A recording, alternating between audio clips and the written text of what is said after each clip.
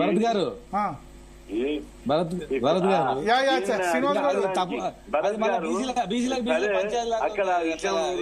మేమే కోరుతున్నాం ఎంబీసీ మంత్రి శాఖ ఎంబీసీలకు ఇవ్వాలా కంపల్సరీ చెప్తున్నాము. లభించడానికి మేము కొట్లాడి ఏబిసిడీలు చేయాలి, కేంద్రంలో కూడా ఏబిసిడీలు చేయాలి, అవసరమైతే ఇంకెక్కువ చేయాలి, 8 గ్రూపులు చేయాలి.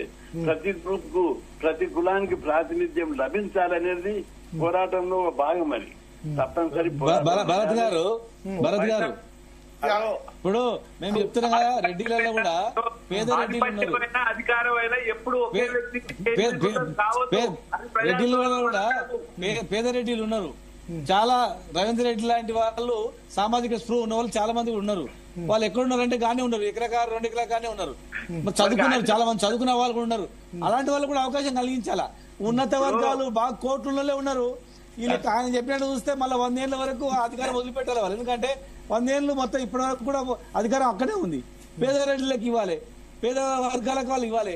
రెడ్డిలలో కూడా మళ్ళీ దానిలో కూడా వర్గాలు చూస్తారు, చాలా రకరకాలు చూస్తారు. కనుక ఇవన్నీ కాదు అక్కడ.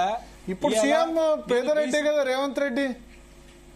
ఇవాళ ఇప్పుడు ఉన్న భూస్వామి రెడ్డి ఏం కాదు, ఇప్పుడు సీఎం పేదరెడ్డి కదా అంటారు రేవంత్ రెడ్డి. ఎందుకు 1000 ఎకరాలు అని చెప్పింది కదా ఒకటి ఇంటర్వ్యూలో, 1000 ఎకరాలు ఉన్నాయి నాకు అని చెప్పింది కదా. పెద్ద భూస్వామి ఆసామి ఏం కాదు కదా అంటారా. వచ్చిండ్రు అందరు, ఇప్పుడు వచ్చిండ్రు వారు వచ్చిండ్రు. ఇవాళ 47% చట్టబద్ధత కల్పించి రిజర్వ్ చేస్తే వారిని అందరు కూడా హర్షిస్తారు. అరే మీరు అన్నమాట ప్రకారం చేసిరు కదా. ఇది చేయకుండా ఎలక్షన్ లో పోయి చేస్తే మొత్తం మోసం చేసినట్లయితుంది. ఉట్టి ముఖ్యమంత్రి అయింది ఓకే, ముఖ్యమంత్రి అయిన తర్వాత చేయాలి, మరి ఇవన్నీ చేయాలి, ఇంప్లిమెంట్ చేయాలా. ఇంప్లిమెంట్ చేస్తే మేము కూడా సంతోషపడతాం. ఎవరు చేసింది పోయి అంటాం. ఎక్కడ ప్రయత్నం చేయకుండా ఇప్పుడు బీఫామ్లు ఇస్తాము, 42 ఇస్తాము, 52 ఇస్తామంటే అసలు బీసీలో ఎంబీసీలకు ఎక్కువ ప్రియారిటీ ఇవ్వాలని అంటారు ఆయన ఉద్దేశం. మేము కూడా అంటున్నాం.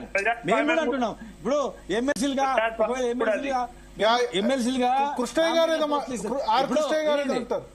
భరత్ గారు, ఇప్పుడు బసవరాజ్ సారయ్య గారు అప్పుడు మా పార్టీలో ఉండే. మా పార్టీలో ఉన్నప్పుడు ఎంబీసీ నుంచి వారిని ఎమ్మెల్సీగా శాసన మండలికి వాళ్ళు పంపించడం జరిగింది. నెక్స్ట్ అధికారంలో వచ్చింటే ఖచ్చితంగా వారిని మంత్రిగా చేసే వాళ్ళమే అవుతుండే గ్యారంటీ కూడా. అతను చెప్తున్నాం మేము అక్కడ ఎక్కడెక్కడ అవకాశాల దగ్గర నామినేటెడ్ పోస్టులలో ఎమ్మెల్సీలు గాను లేకపోతే చైర్మన్ గాను ఎంబీసీ సరే డబ్బులు ఖర్చు పెట్టినామా లేదా పక్కకు పెడదాం. ఒక ఎంబీసీ కార్పొరేషన్ ఏర్పాటు చేసినాం, కొన్ని కేటాయించినాం. ఖర్చు కాకపోవచ్చు, నెక్స్ట్ ఖచ్చితంగా ఖర్చు అవుతుండే. అట్లా ఒక బాట అయితే వేయడం జరిగింది. మొత్తం కంప్లీట్ చేయకపోయినా కొంత చేయగలిగినాం. ఇవాళ ఫైనల్ గా మేము చెప్పేది ఏంటంటే, ఇప్పుడు మళ్ళీ బీసీలలో పంచాయతీ పెట్టకుండా, ఎంబీసీలకు బీసీలో పంచాయతీ పెట్టకుండా ఇవాళ మేమందరం త్యాగాలు సిద్ధమైన ప్రతి మీటింగ్ లో కూడా కృష్ణయ్య గారు కానీ, శ్రీనివాస్ గౌడ్ గారు కానీ, ఇంకా మిగతా నాయకులు ఎవరే కానీ, బీసీ సంఘాలు కానీ ఖచ్చితంగా ఎంబీసీలో ఇంతవరకు సర్పంచ్ కాని కులాలు ఉన్నాయి, జెడ్పీటీసీ కాని కులాలు ఉన్నాయి, కనీసం అసెంబ్లీ ఎట్లుందో చూడని ముఖం చూడనటువంటి కులాలు ఉన్నాయి. వాళ్ళకి స్థానం కలిగించాలని చెప్పడం జరిగింది. మా హయాంలో 17 కులాలు ఎక్కడ ఏమిటి కాకుండా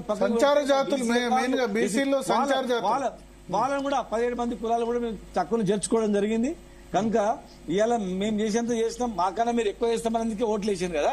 మీరు చేస్తామని చేయాలి మేము అడుగుతా ఉన్నాం. ఖచ్చితంగా 42% చట్టబద్ధతతోనే పోవాలి, దాని ప్రకారమే పోవాలి. మీరు పోయిన తర్వాత మేము ఎట్లా అయ్యాలో మేము ఇచ్చుకుంటాం, కానీ వాళ్ళ కష్టాలు ఏమో ఇస్తాం. చిరంజీవులు గారు ఇప్పుడు అంటే